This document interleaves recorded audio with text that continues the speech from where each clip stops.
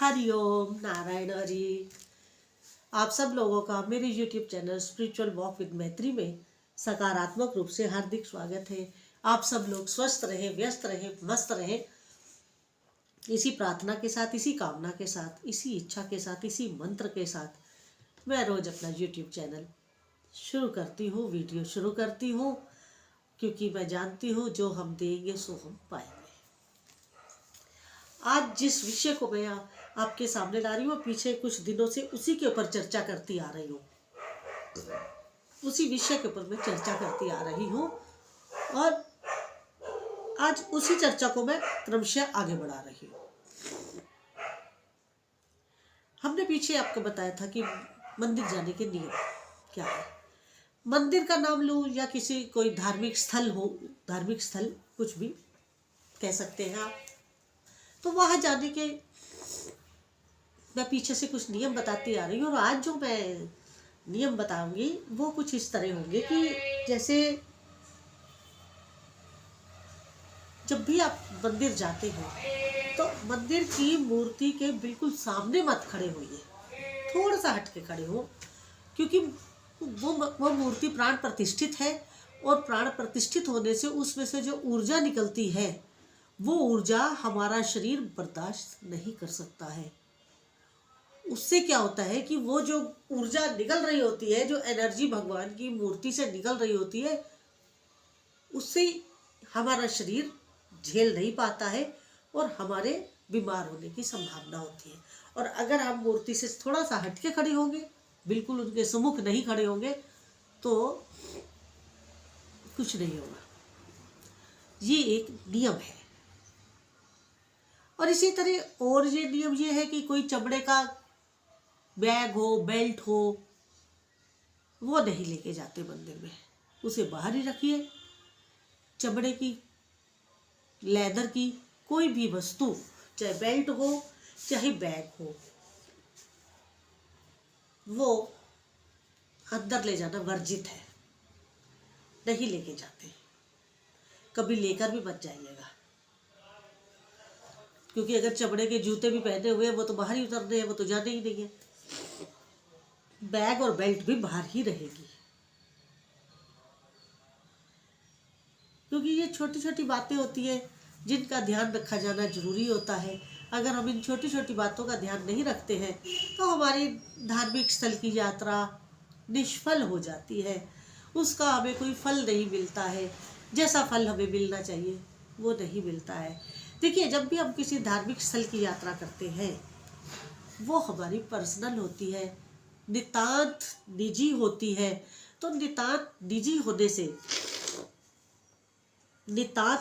होने से उसकी फोटोग्राफी से भी बचना चाहिए। आप मंदिर अपने मन की शांति के लिए गए हैं, तो फिर फोटोग्राफी किस लिए? तो फोटोग्राफी से बचिए। इसके अतिरिक्त जैसे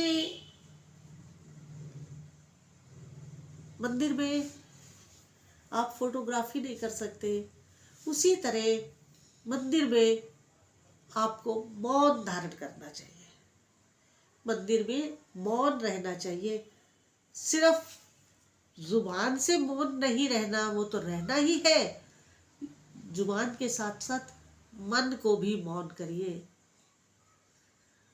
मुंह से तो अब चुप रहते हैं, लेकिन मन में तूफान उठ रहे होते हैं, विचारों के पहाड़ बन रहे होते हैं। उन विचारों को रोकना वो मौन है। आप उसको मौन करिए, शांत करिए अपने आप को। अगर आप शांत करेंगे मंदिर में, तो ही जो मंदिर की एनर्जी है, मंदिर की जो वाइब्रेशंस है, वो आप रिसीव कर पाएंगे, वो वाइब्रेशन आप रिसीव कर पाएंगे। और अगर आपके अंदर ही इतने तूफान चल रहा होगा, विचारों का एक जंगल चल रहा होगा, आप विचारों के जंगल में घूम रहे होंगे, तो एनर्जी भगवान की कहाँ से लेंगे? नहीं ले पाएंगे। और अगर आपको प्रभु की एनर्जी अपने आप में ऑब्जर्व करनी है तो आपको मौन रहना होगा।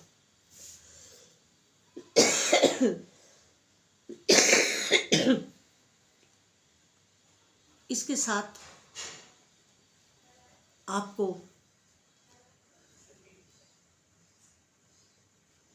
हंसी मजाक, मनोरंजन, तेज आवाज में बोलना, तेज आवाज में चिल्लाना मंदिर के अंदर वर्जित है, निषेध है इसका। इन सब बातों का वहाँ पूर्णतः निषेध है। आपको इन सब बातों से बचना होगा।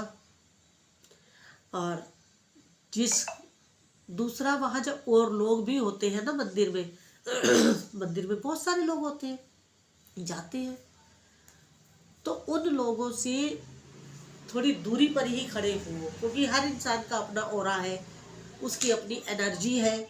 हमें उसके ऑरा और उसकी एनर्जी से अपने ऑरा और अपनी एनर्जी को बचाना होगा। उसकी ऑरा और उसकी एनर्जी से हमें अपने ऑरा और एनर्जी को बचाना होगा। इसलिए मंदिर में थोड़ी दूरी पर ही खड़े हो तो आपको फायदा है।